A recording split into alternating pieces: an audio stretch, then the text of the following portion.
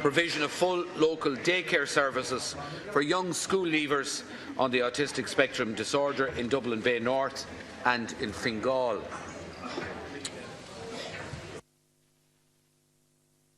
Is Deputy Broughan present? Ah, yes. My apologies, Deputy. Oh, the Minister will wait. No, sorry.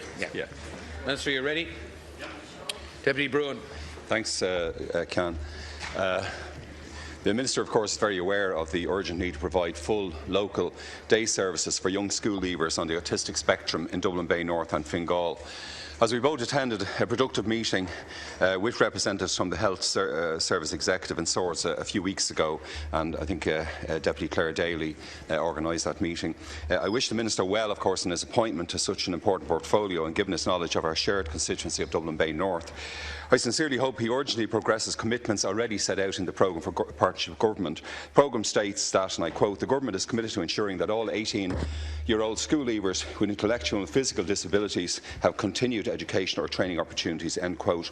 However, your programme, Minister, doesn't specify that these continued education or training opportunities should be delivered as an immediate follow-on to second-level education.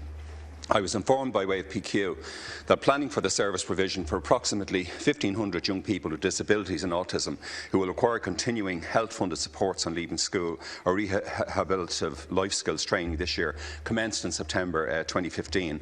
But the 2015 cohort of school leavers were left, as the Minister knows, without appropriate local full-day services when GEAL Autism Services was unable to provide placements, and the parents and children I regularly meet and represent were and still are very distressed by this, Minister. I know you meet them as well. What struck me most, of course, are the experiences of our parents of young school leavers on varying points of the autistic spectrum. Many of these parents say that their children had previously benefited from investment in schools, special needs assistance and specialised places in local school services, and that they had seen improvements in children's behaviours due to the level of service provided and especially the established routine so necessary with this cohort of young people in these services. However, since the upheaval and uncertainty of having no local full-day service available to them, many have reported regressions in their children's behaviour since September 2015.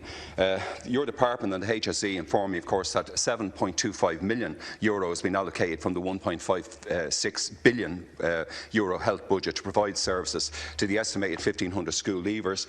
HSE response stated in 2014 saw significant improvement in the way in which the health service responds to the needs of young people leaving school or exiting rehabilitative training. Yet the lived experiences of our families show otherwise, Minister.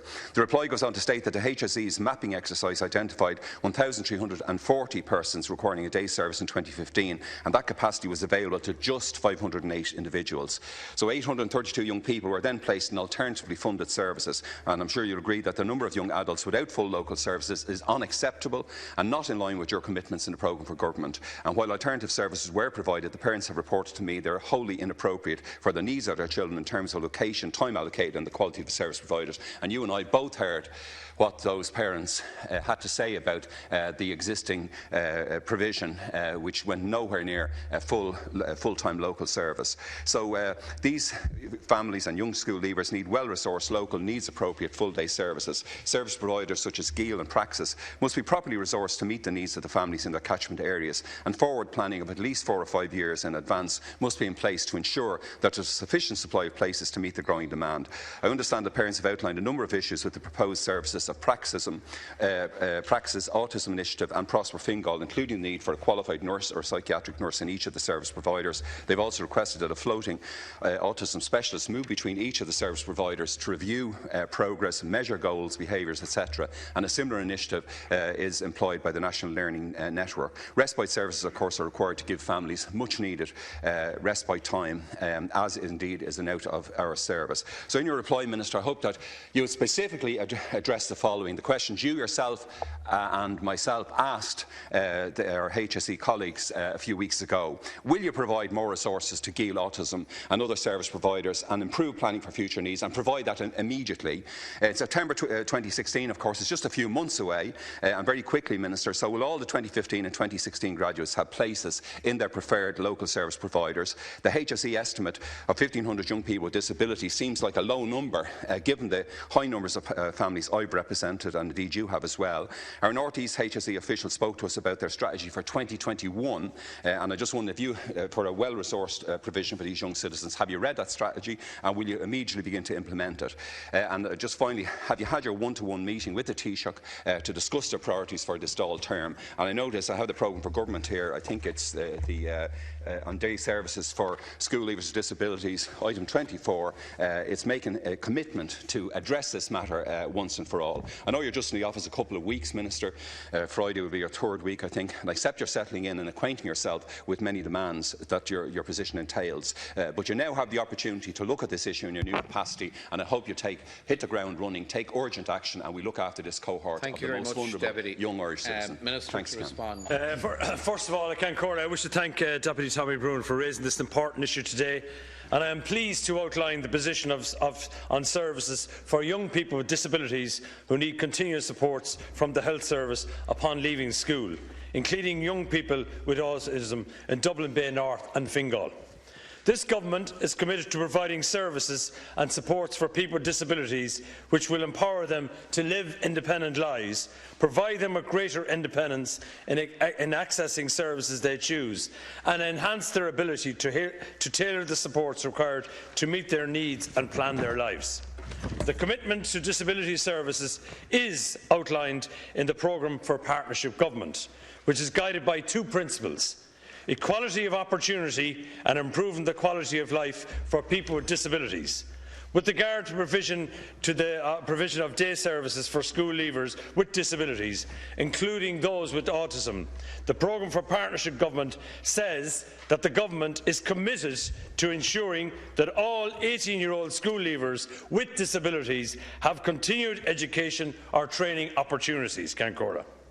I recognise that this transition phase is a time of worry and uncertainty for families, and I identify the needs of school leavers as one of my main initial priorities for disability services, and I have already commenced meetings with the HSE on this issue. One of the first things I did on taking up my office was to meet the Health Service Executive to obtain a detailed brief on this and a number of other issues. To ensure the needs of school leavers are met in 2016, funding of €7.25 million is being allocated by the HSE to provide appropriate services and supports.